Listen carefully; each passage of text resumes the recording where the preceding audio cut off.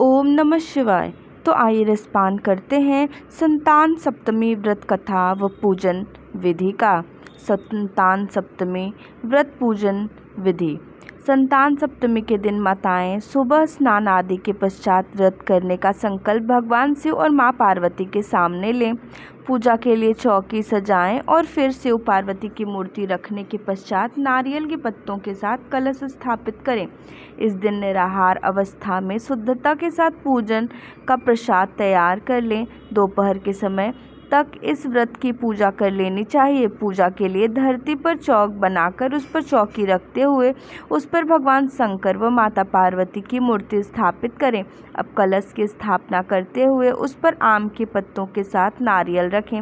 इसके बाद आरती की थाली तैयार करते हुए उसमें हल्दी, कुमकुम, चावल, कपूर, फूल, कलावा आदि सामग्री रख लें। फिर भगवान के सामने दीपक जलाएं और फिर केले के पत्ते में बांधकर 7 मीठी पूड़ियों को पूजा स्थान पर रख दें। जिसके बाद संतान की रक्षा और उन्नति के लिए प्रार्थना करते हुए भगवान शंकर को कलावा अर्पित करें। मान्यता के अनुसार पूजा के समय सूती का डोरा या फिर चांदी की संतान सप्तमी की चूड़ी अवश्य पहननी चाहिए। माना जाता है कि संतान सप्तमी के पूजन के पश्चात धूप दीप नैवेद्य अर्पित करने के बाद संतान सप्तमी की कथा जरूर पढ़नी या सुननी चाहिए। वही इसके बाद कथा पुस्तक का पूजन करना चाहिए। इसके बाद भगवान को भोग लगाकर व्रत खोलना चाहिए। तो आइए व्रतपान करते हैं संतान सप्तमी की व्रत कथा का।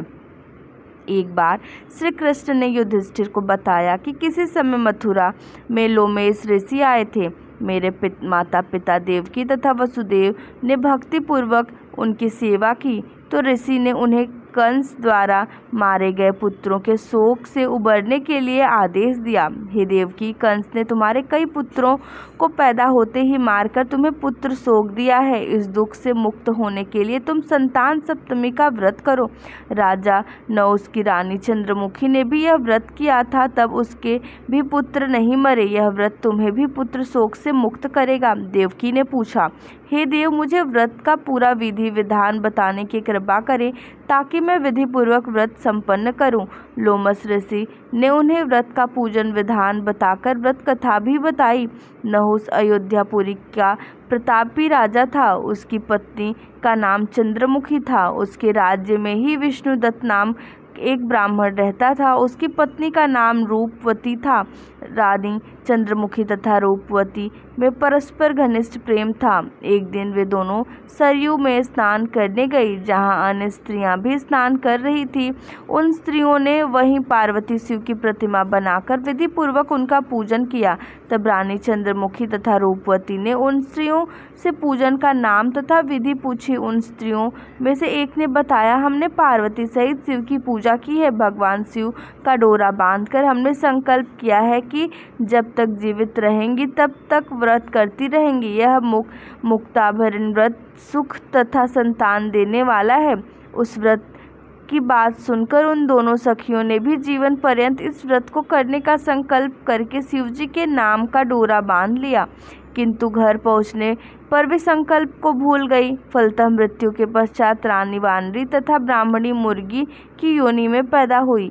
कालांतर में दोनों पशु योनि छोड़कर पुनः मनुष्य योनि में आई। चंद्रमुखी मथुरा के राजा पृथ्वीनाथ की रानी बनी तथा रूपवती ने फिर एक ब्राह्मण के घर जन्म लिया।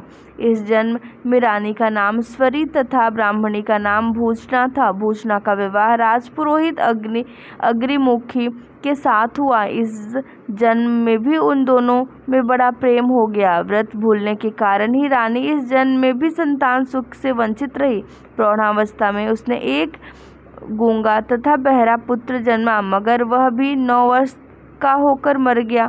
भूषणा ने व्रत को याद रखा था, इसलिए उसे गर्भ से सुंदर तथा स्वस्थ 8 पुत्रों ने जन्म लिया। रानी स्वरी ने पुत्र शोक की संवेदना के लिए एक दिन भूषणा उससे मिलने गई। उसे देखते ही रानी के मन में डाह पैदा हुई। उसने भूषणा को विदा करके उसके पुत्रों को भोजन के लिए बुलाया और भोजन में विष मिला दिया, परंतु भूषणा के व्रत के प्रभाव से उनका बाल भी बाका न हुआ। इससे रानी की ओर और भी क्रोध आया। उसने अपने नौकरों को आज्ञा दी कि भूषणा के पुत्रों को पूजा के बहाने यमुना के किनारे ले जाकर गहरे जल में ढकेल दिया जाए। किंतु भगवान शिव और माता पार्वती की कृपा से इस बार भी भूषणा के बालक व्रत के प्रभाव से बच गए। परिणामतः रानी ने जल्लादों को बुलाकर आज्ञा दी कि ब्राह्मण बालकों को वध स्थल पर ले जाकर मार डालो। किंतु जल्लादों द्वारा बेहद प्रयास करने पर भी बालक न मर सके। यह समाचार सुनकर रानी को आश्चर्य हुआ। उसने विभूषणा को बुलाकर सारी बात बताई और फिर क्षमा याचना करके उसने पूछा कि कारण बच्चे क्यों नहीं मर रहे। भूषणा बोली कि क्या आपको पूर्व जन्म की बात स्मरण नहीं है। रानी ने आश्चर्य से कहा, नहीं, मुझे तो कुछ याद नहीं है। तब उसने कहा, सुनो, पूर्व जन्म में तुम राजा नहुस की रानी थी और मैं तुम्हारी सखी। हम दोनों ने एक बार भगवान शिव का डोरा बांधकर संकल्प किया था कि जीवन पर्यंत संतान सप्तमी का व्रत किया करेंगे, किंतु दुर्भाग्यवश हम भूल गए और व्रत की अवहेलना होने के कारण विभिन्न योनियों में जन्म लेना हुआ। अब फिर मनुष्य जन्म प्राप्त हुआ है। अब मुझे उस व्रत की याद आ गई थी, इसलिए मैंने व्रत किया। उसी के प्रभाव से आप मेरे पुत्रों को चाहकर भी नहीं मरवा सकी। यह सब सुनकर रानीश्वरी ने भी विधि पूर्वक संतान सुख देने वाला यह मुक्ताभरण व्रत रखा। तब व्रत के प्रभाव से रानी पुनः गर्भवती हुई और एक सुंदर बालक को जन्म दिया। उसी समय से पुत्र प्राप्ति और संतान की रक्षा के लिए यह व्रत प्रचलित है। ओम नमः शिवाय।